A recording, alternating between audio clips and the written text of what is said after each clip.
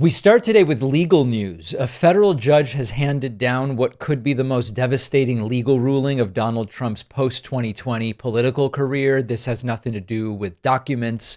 It's not about hush money. It's not about the insurrection. This is about something that Donald Trump just plainly thought he could get away with, which is using the U.S. military, the National Guard, federal law enforcement like his own police force. At the start of this, when we started with Los Angeles, subsequently went into D.C., now threats of Chicago and other cities, at the very beginning of this, I mentioned to you, it's not clear that this is legal. There may be a legal problem here. And indeed, Judge Charles Breyer, this is not a radical, okay, called it what we suspected it was, which is against the law. It's not questionable. It's not about, it's controversial. It's just illegal. There's a 52-page ruling, which I encourage you to look at. You could also use, a tool that will summarize it for you.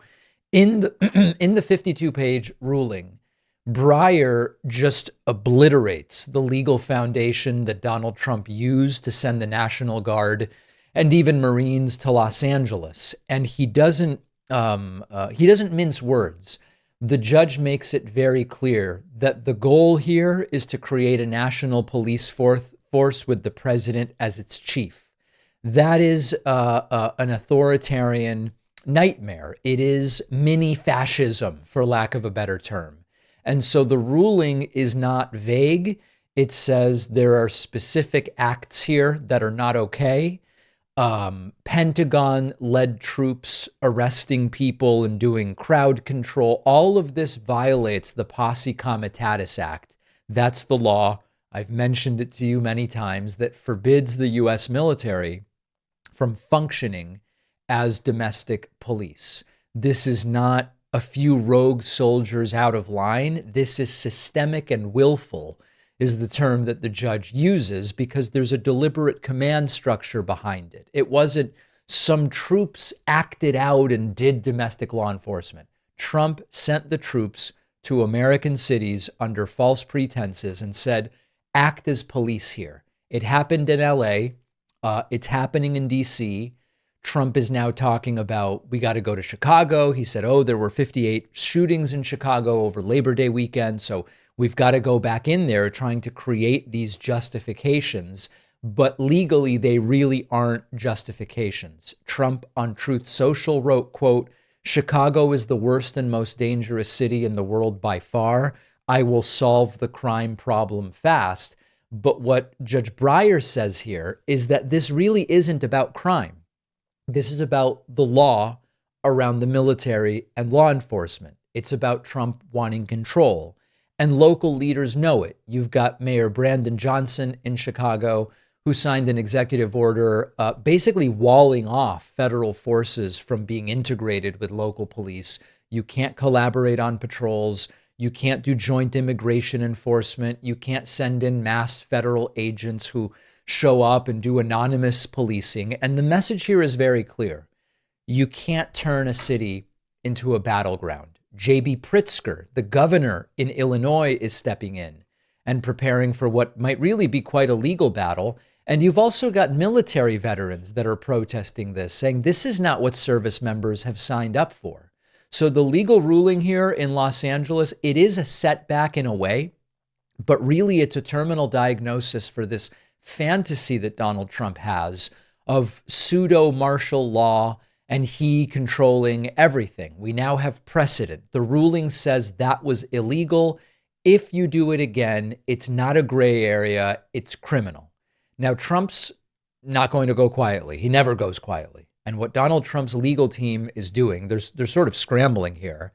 They have until September 12th to appeal, and other cities are watching closely. And the Trump administration is trying to figure out on what basis could we appeal this ruling. It's also possible that Trump will just ignore the ruling, which said this is against the law, and send troops to Chicago anyway. And if he does that, yes, there could be another lawsuit, but we could be looking at a full-scale constitutional crisis. I think Trump knows it. And this is part of why Trump is probably accelerating and saying, we got to get there soon. This is not it's not just a campaign for power, which of course Donald Trump wants. He wants to see, how much can I flout the law? How much can I ignore legal orders from courts? Now, with the deportation of Kilmar Abrego Garcia, and that entire plane load of people, in fact, you'll remember that a court said, you can't do it. And they said, the planes are in the air, we're not turning them back. Eventually, the courts did win, and they brought Garcia back.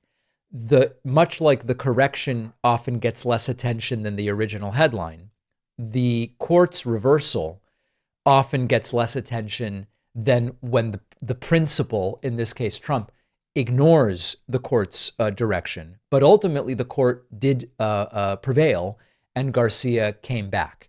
This could be the moment that courts finally just sort of say no to this.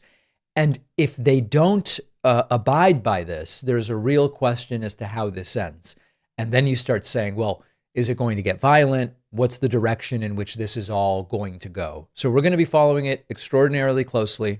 Trump is making it clear he wants to get to the next iteration of this federalization of police forces. But at least as far as Los Angeles is concerned, a judge said, no, this was completely against the law. Now, there's another question here that is not lost on me, which I'm sure many of you are asking. Trump did the thing. He did the LA militarization. A court said it's against the law. But so what consequences are there? Does Trump get charged with some crime? No, of course not. Does anybody get fired from the Trump administration? No, probably not. And so question one, when a court says something and Trump is president and authoritarians love to ignore courts, question one is, does he do it again anyway?